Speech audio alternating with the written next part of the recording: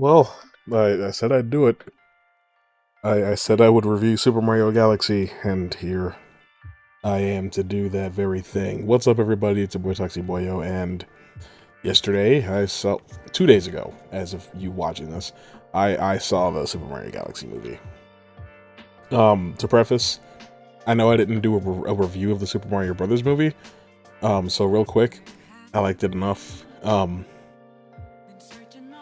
It's it's tricky to say if it's a good adaptation or not because Super Mario Brothers games don't really have too much story or anything like that to adapt or any real characterization.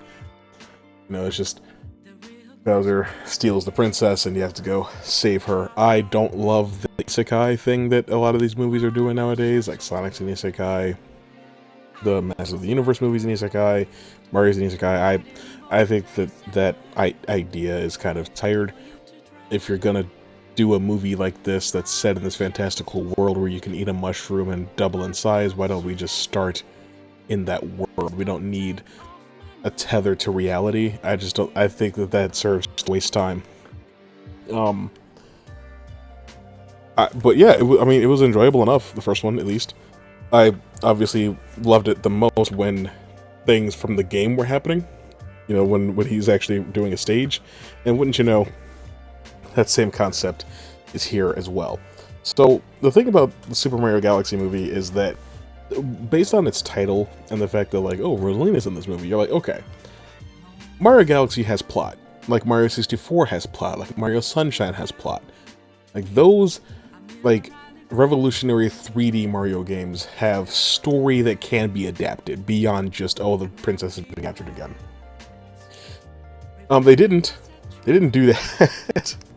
If I'm being 144% honest with you, apart from some aesthetic things, there's really no reason this movie is called Super Mario Galaxy. I mean, if you're there for Rosalina, spoilers, I'm so sorry. All of Rosalina's screen time really is front-loaded. She's got an extended sequence at the very beginning of the movie, but once the plot starts happening, if you can call it that, not so much. She barely gets any lines of dialogue after that opening scene. Actually, it makes me wonder if Brie Larson recorded all of her lines in one day. If I'm being 145% honest with you, but that's neither here nor there. I knew it wasn't going to be a great adaptation of Galaxy because they're putting Yoshi all over the marketing, and it's like, I mean, Galaxy's not a game about Yoshi. Super Mario World, like Yoshi's Island, obviously, but like not Galaxy. My thing is, like, I've never been a huge Mario fan. Like, I'm not somebody that, like, when a new Mario game comes out, that's like, oh, my reason to go get a Nintendo console. But Galaxy, I think 64 is one of the most influential games ever made, and I do think that it's one of the greatest of all time. But Mario Galaxy is one of my personal 10, like, it's in my top 10 games all time. I love that game to no end. I played it so much when I was a kid, and it's honestly, if I get another Switch at some point, it's gonna be so I can play Mario Galaxy 1 and 2.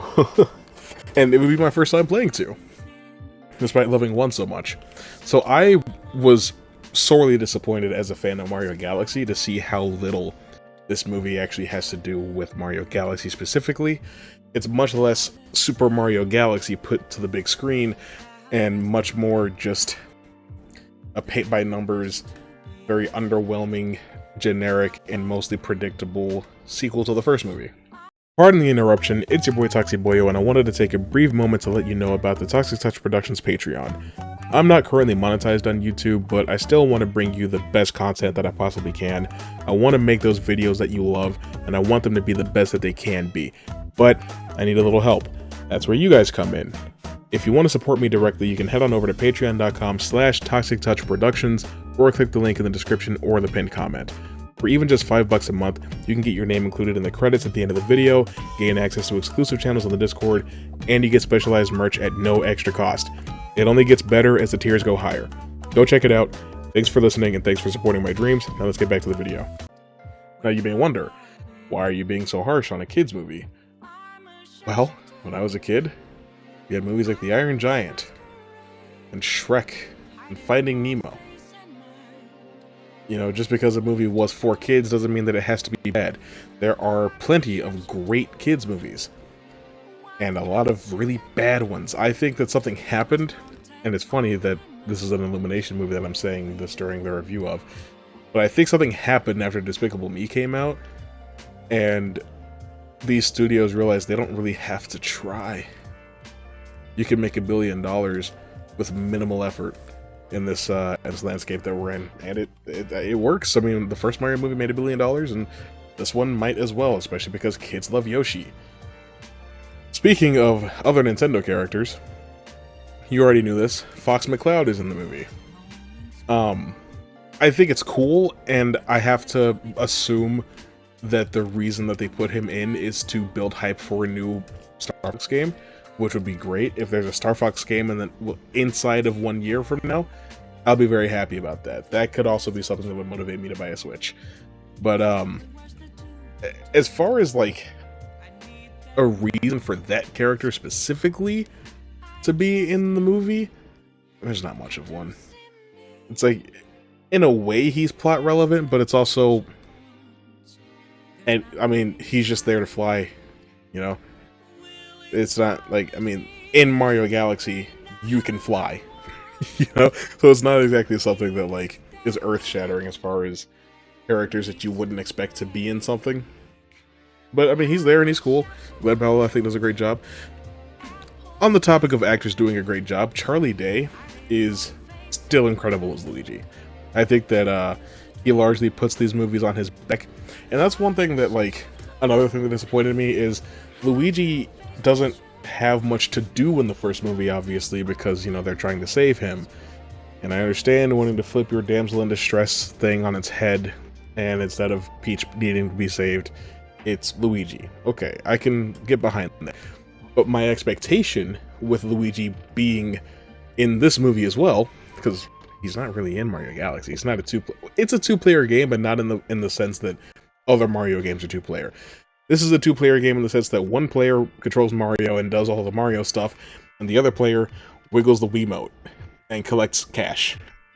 That's how the two-player in Mario Galaxy works. So, again, that would be a pretty big departure from the source material, but one thing that I was expecting from having Luigi back in this movie is maybe he'd get to do more, because obviously he wouldn't get captured by Bowser 2 movies in a row. Surely that means he's got something to offer. Well, no, not really. Luigi just doesn't do anything in these movies, and I wouldn't expect that to change for the third one. Jack Black is back as Bowser. I was concerned that he was going to say Shrunken for a long time, and if so, I was going to get really sick of his voice, but that's not really a thing that you have to worry about for very long, so I guess I'll give him credit for that. Jack Black is good as Bowser. He just is. That's just, I mean, doesn't mean I'm any less tired of him as an actor. And then, obviously Chris Pratt is still phoning it in as Mario, but the real standout here is Donald Glover as Yoshi. The whole time that Yoshi was on screen, I was just thinking, I want to see Donald do the voice. There was precisely one time that Yoshi said his own name that I was like, oh yeah, that's Donald. But apart from, like, I don't think that if I didn't already know who was voicing him, that I would have been able to figure it out. He's that good. He really does disappear into the character in a really strange way, considering what actor we're talking about and what character we're talking about. But regardless, it's the truth. What do you want me to do? What do you want me to say? But yeah, I mean, if you strip away the aspect of this being an adaptation of Super Mario Galaxy, I mean, what are you left with? You have to judge the movie on its own merit, right? Well, that's unfortunate, because the plot is messy at best. The villain's motivations are never really clarified. You would think that with this being a children's movie, they'd make it as easy to understand as possible. But it's like Bowser and Bowser Jr. need this star power, not for the reason that they needed it in the first movie, but it for some nebulous reason, because the bad guys want power. That's all it is, you know. I think it's really poorly paced. It it's weird because it splits the party, which I think is a bold decision for a party that is so small. You know, Toad, Mario, Luigi, Peach, those are the 4 characters that you would play as in any 4-player Mario game, right? So it's like, there's not enough characters really moving around for you to need to split the party. And then they just decide to smash it back together because it's like, oh wait, the second act is over. Yeah, it's time to go fight Bowser. And when I say the second act is over, I mean the second act is like 10 minutes long. Like, the first half of the movie is set up. And it's just paced so strange because, like, you can tell when the finale is coming up and you're like, oh, already? It just kind of feels like it snuck up on you. Yeah, I mean, I like, knowing that the movie, like, opened to, like, a 46% on Rotten Tomatoes or something like that, or whatever, I was like, okay, well, that's rough. But for the first, like, 30 minutes or so that I was watching, and I was like, yeah, not that bad. And then it just kept going, and I was like, oh, I get it. I'll admit that there were precisely 3 jokes in the whole movie that, like, got me to, like, actually laugh, not just puff air out of my nostrils. And one of them is ripped directly out of the first Zootopia. You'll know it when you see it. It's a reiteration of the sloth gag. That's it. And because I found it funny in Zootopia, I found it funny here 10 years later. Wow, what a sign of a good joke, I guess. It's timeless in that way. But yeah, I mean, it's not like I went into this movie expecting high art. Like, my expectations were low, because I've seen the first Mario movie, and they didn't even match up to that. You know, and it's funny to say that, like, you know, because this is a year that, like, we're getting the next Mortal Kombat movie, we're getting a new Street Fighter movie, Sonic 3 just came out a while ago, Fallout Season 2 is out, the Splinter Cell anime came out.